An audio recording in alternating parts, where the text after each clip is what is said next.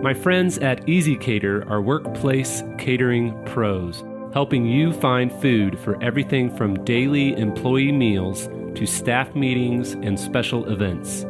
Visit easycater.com/leaderassistant to find out more. Hi everyone, my name is Luiza Schneider, and the leadership quote today comes from John Quincy Adams. If your actions inspire others to dream more, learn more, do more, and become more, then you're a leader. The Leader Assistant podcast exists to encourage and challenge assistants to become confident, game-changing leader assistants. Hey friends, thanks for tuning in to the Leader Assistant Podcast. It's your host, Jeremy Burrows, and it's episode 131. You can check out the show notes at leaderassistant.com/131. Now, before we jump into today's interview, I wanted to invite you to join us at one of our Leader Assistant live events. Some of them are virtual online live events. Some of them now are starting to be in person.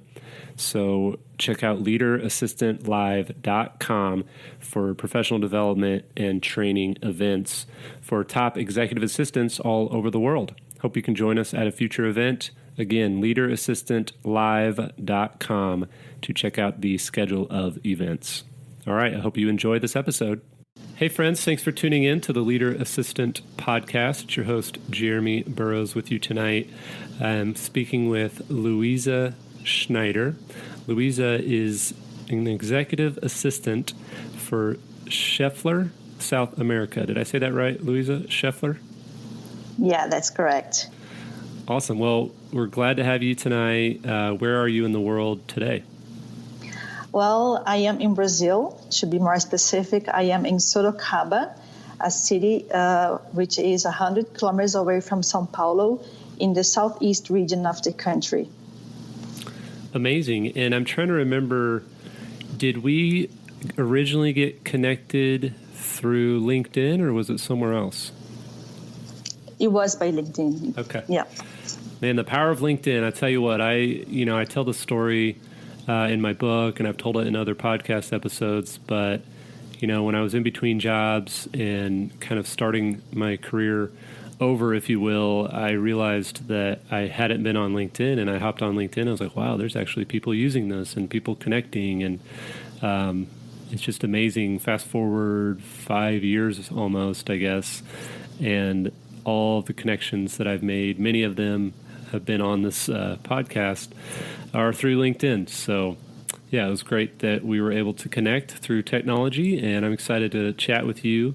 Luiza, you have over, this looks like 15 years of experience in the administrative profession, so I'm going to dive in and just hear a little bit more about you. Let's start with your first job. What was your very first job, and what do you do today that you learned in that role? Well, my very first job was at McDonald's. I was 16 at the time.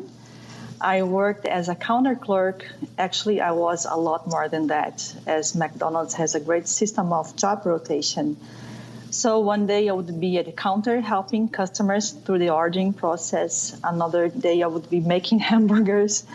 Anyway, the things I learned were discipline, doing things in a standard way to guarantee quality and increase productivity, teamwork, job rotation. It makes the job more dynamic, encourages development, helps identify where employees work better, and of course, it gives a backup plan in case of an employee needs to leave, I also learned to appreciate the hard work and sweat that it takes to perform those jobs, especially when you need to do it while you're having a bad day, if you know what I mean. But there is one thing that I find the most valuable at McDonald's. When something goes wrong, the customers don't consider all the factors in play, and the blame usually goes to the person they interact with. And I think most EAs are familiar with that situation, and that was really important to learn early in life, to stay calm, acknowledge the customer's distress, introduce myself, learn about the person you are talking to, listen, sympathize, empathize, apologize, and of course, offer a solution. And that was a great lesson. That's awesome. Yeah, a lot of people started their careers flipping burgers at McDonald's or similar places. So that's a great place to learn, you know? Yeah. Awesome. Well, what other jobs have you had since then? And kind of how did you end up in the administrative assistant profession? Well, after McDonald's, I worked as an au pair in the U.S. And after that, I spent 6 months in Denmark in an international school. And after I worked as an au pair again in Germany, you know, I really wanted to have international experiences and learn other languages. My goal was to be an English teacher at the time. So when I came back to Brazil, that was in 2003, I started to work as an English teacher, but I felt that something was missing and I wanted to make use of my cultural background and try new things. Then I gave myself a try to the administrative profession and I just fell in love with the role. You know, I love helping people and finding solutions. And I could use languages, my cultural background, working in an international company. And when I started working as an EA, actually, I didn't want to leave the teaching profession as I also love to be a teacher. So I worked during 2 years as an EA and as a teacher. But I couldn't do it for a long time as it was too time demanding and I did not have time for hobbies and sports as much as I would like. So I ended up choosing the EA job, you know. Yeah, so how did being a teacher help you be a better executive assistant? Well, I think all real life experiences can help the work of assistants. And in my case, being a teacher, living in a foreign country, having contact with people from different countries, I think this helped me a lot to develop, you know, skills, helped me to deal with different and complex situations, helped me to deal with different and why not complex people. You know, it opens my mind in a way that I feel ready to face any diversity that might come. And to be a teacher, I had to have all this experience before that. So I think that brought a lot to me. And that is exactly what I tell the young generations.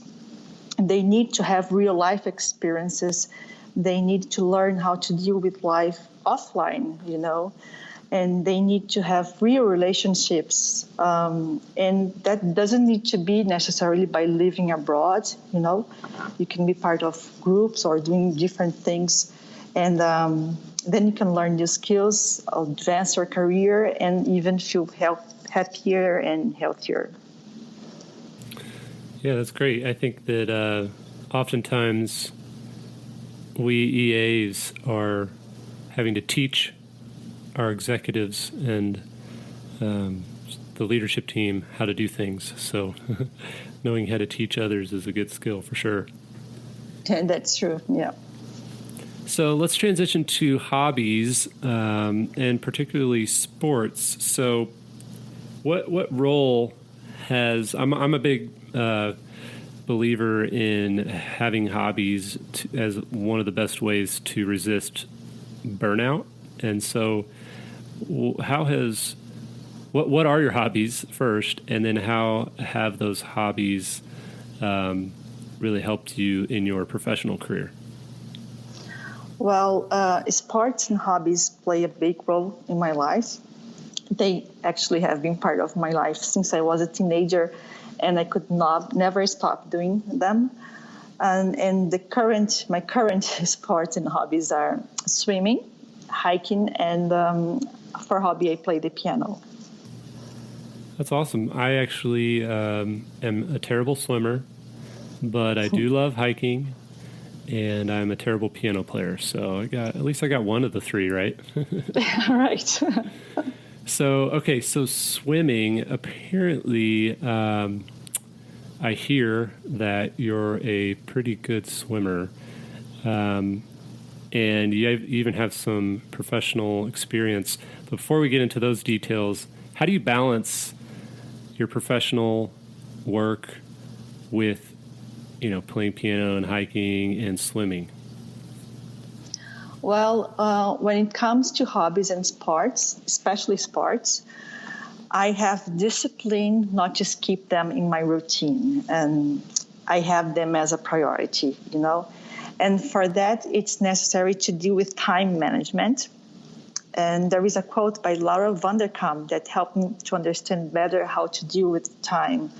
And the quote goes, "We don't build the lives we want by saving time. We build the lives we want, and then time saves itself." And this shows us that time is highly elastic. We cannot make more time, but time will stretch to accommodate what we choose to put it. And that's one thing. And besides that, I was lucky enough to find a company that encourages its employee to practice sports. Schaeffler in Brazil has a club which exists for over 40 years. It promotes sports practice, organizes leisure activities, and also organizes traditional parties.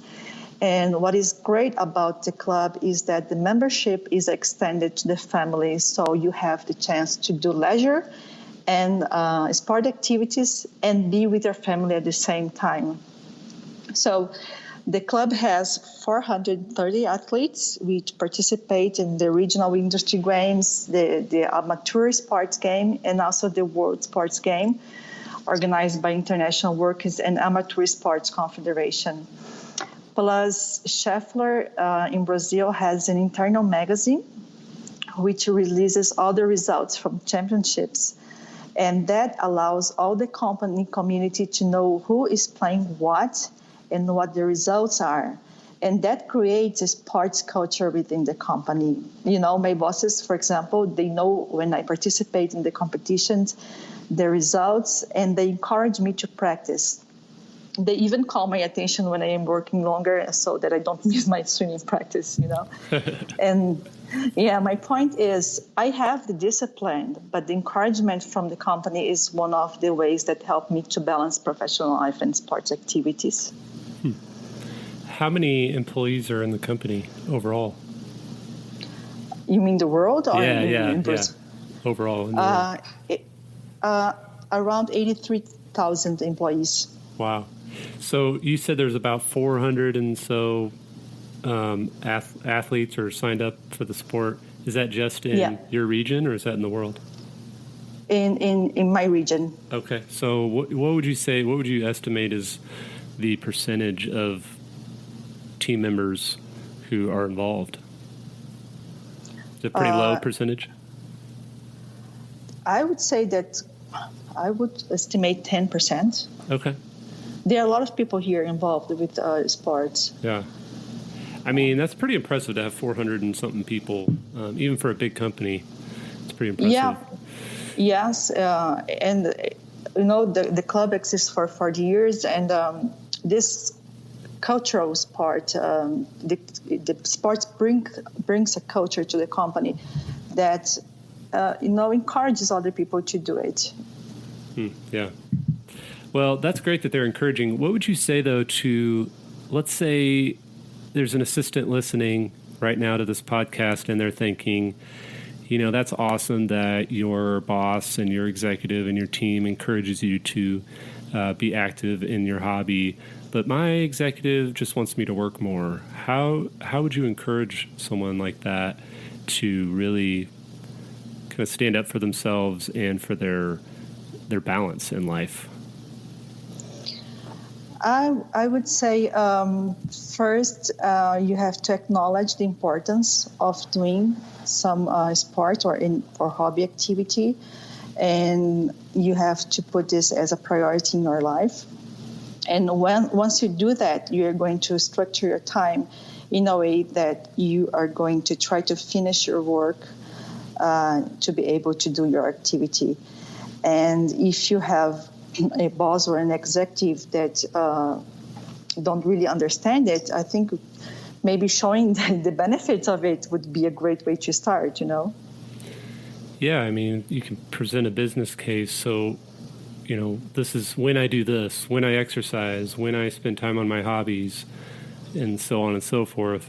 I'm more productive. I'm more focused at work. So what are some of those benefits for you that your hobby and your activity, your sports bring to you in your work?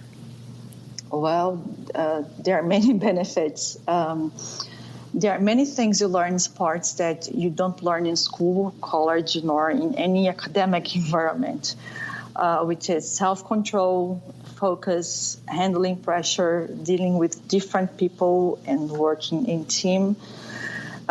These are some of the benefits. And besides that, it's good for me physically. It helps my mental health. It's great to have an outlet to express myself and challenge myself in a healthy way. Besides that, it improves my self-esteem. It reduces stress and consequently avoid burnout. For me, hobbies and sports are a healthy distraction that makes my thoughts of negative problems or challenges. And there is more. It helps me to stay social and be collaborative. It allows me to make new friends, make connections. Most of people that I have strong connections were made in sports. It also improves leadership skills. I think it's one thing that this person could talk to the executive, And there are other benefits that people don't mention much and don't think much. One would be to get prepared for your old age. We often hear that we need to get ready for our old age financially, but what about getting prepared to be physically and mental healthy? And that should be considered. Practicing sports and having hobbies can be very beneficial for that as well. And last but not least would be transition to retirement. I often hear that people don't know what to do after leaving their jobs. And a hobby can help you have a life outside of work, which makes it much easier to have an easier transition to retirement. Wow, yeah, that's some great advice. I agree on all of that. I think that it's so important to invest in your mental health, your physical health, your social health. So yeah, it's kind of like a life and career savings account that you're putting into when you're active in hobbies, when you're physically active, when you're working on your social skills. And like you said, it can make it easier to transition into retirement or transition to a different role if you need to work, transition from a different organization. Yeah, that's true. That's a great way to say that, Jeremy. It's like a saving account. Yeah. Okay, so what about those listening who don't have a hobby? What are some tips that you might share for coming up with one or finding one and just how to start one and stick with it? Well, first I would say make a plan to use the elasticity of time that I mentioned before. And that means rethink how you structure your time.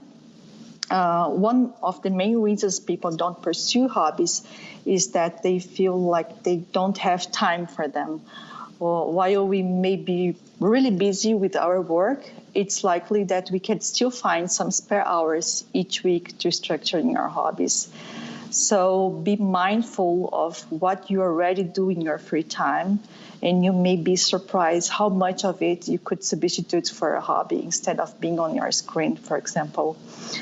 Once you can designate time to pursue your hobbies and make it your routine, you are much more likely to stick with them. Another tip would be find something you're truly interested in, Take a moment to brainstorm what you're in fact interested in. And here I have an interesting story to share. A friend told me once she would start learning how to cook as a hobby. Then I asked her, but do you really like to cook? Then she said, no, I have to cook for my family. Then I told her, well, you cannot tell that, to say that it's a hobby. That could be practicing or training, but hobby should be something relaxing, It has to be low pressure, and above all, it should bring us fulfillment. So when it comes to hobby, we need to focus on purpose over productivity. It's important that we separate our hobbies from our need to be productive. And anyway, my friend ended up learning how to cook. She does cook for her family, but as a hobby, she chose to ride motorcycle, which I find it great. Yeah, that's definitely a different. Riding a motorcycle is different than cooking. Right? I'm glad that she found something she enjoys. Yeah. Awesome. So, tell us about a time maybe when you struggled to spend time on your hobby, and how did you get yourself back into gear? I could say that after I had my son, there was a very hard time to find time for my hobbies. And so after that first difficulty, I talked to my partner, and then we rescheduled our activities.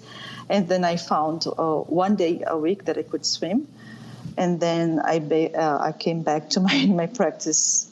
So I would say that was the most difficult time. But as I told you, it's all about making plan and structuring time and talking to partners and, bosses, whatever. There is always a way to fit or to do something to get your activity in your calendar. Yeah, that's awesome.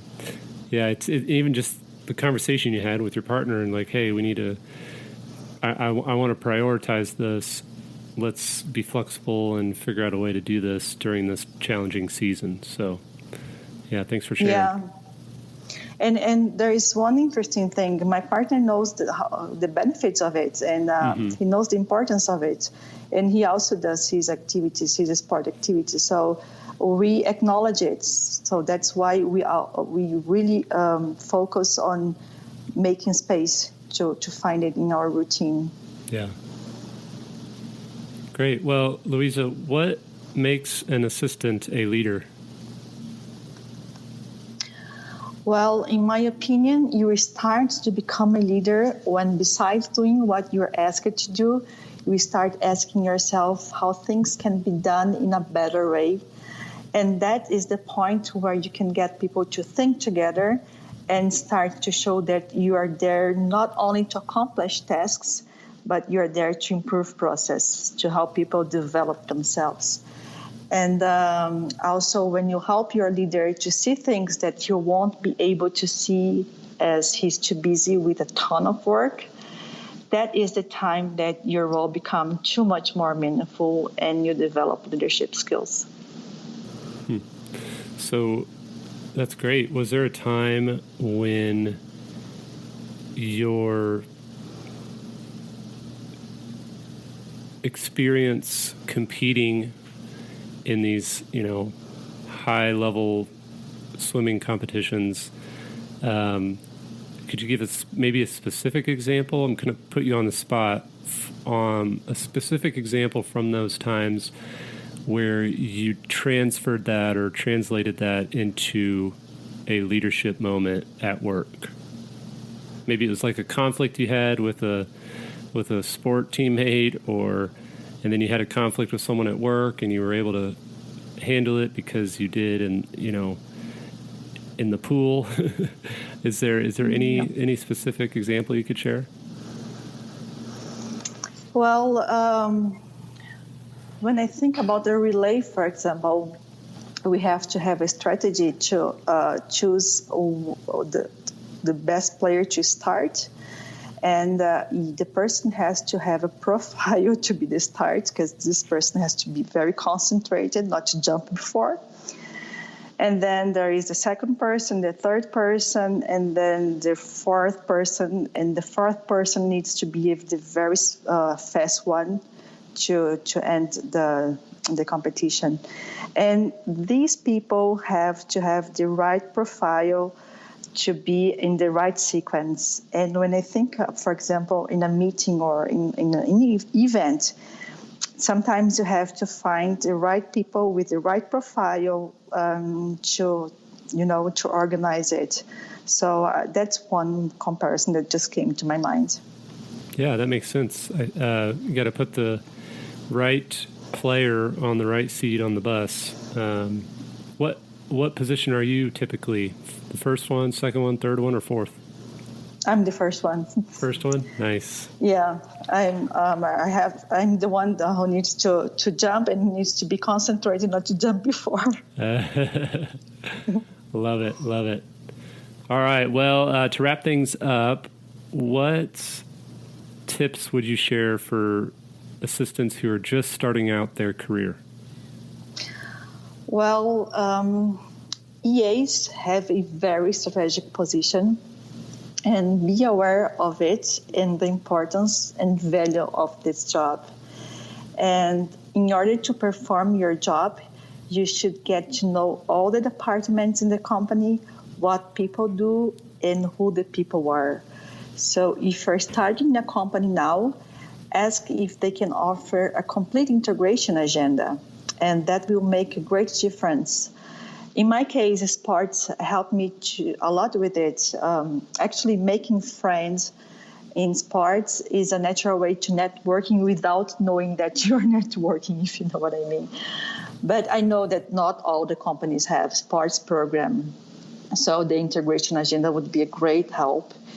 And other tips I would give would be the one I already mentioned, have real life experiences as much as you can, and have a hobby or practice sport. The earlier, the better.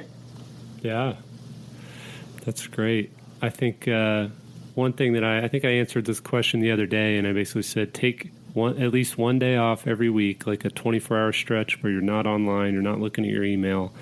And then don't miss your vacations. That was kind of my advice to beginners, because, as you said, you got to start early. You got to get into that habit. Otherwise, it's going to be harder to do it later on in your career.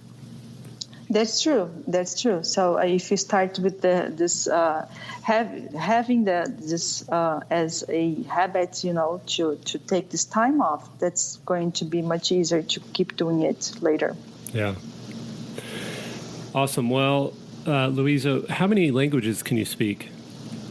3 languages: Portuguese, English, and German. Okay, so I've done this a couple times on my podcast. I think I already have a German version. So would you mind saying thank you for listening to the Leader Assistant podcast in Portuguese? Oh, I'd be happy to do that. All right, well, take it away whenever you're ready. Okay. Muito obrigada por participar do Leadership Podcast.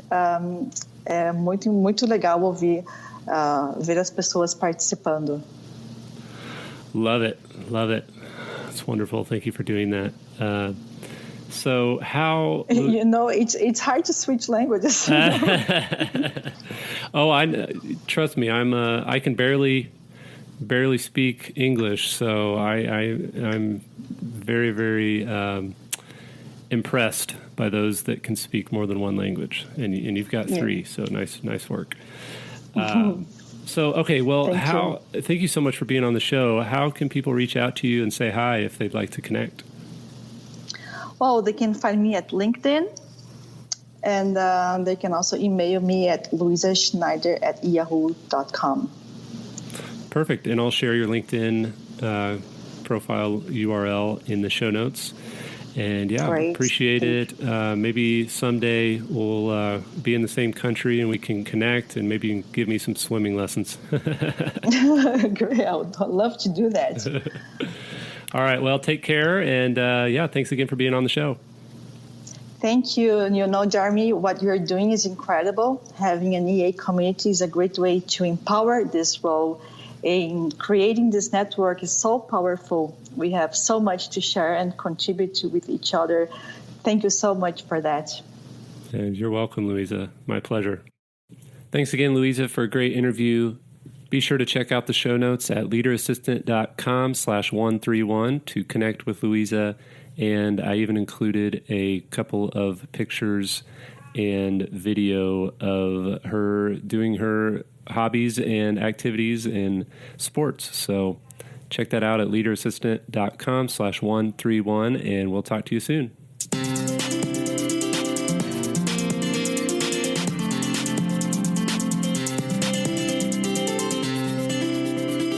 Please review on Apple Podcasts. GoBulls.com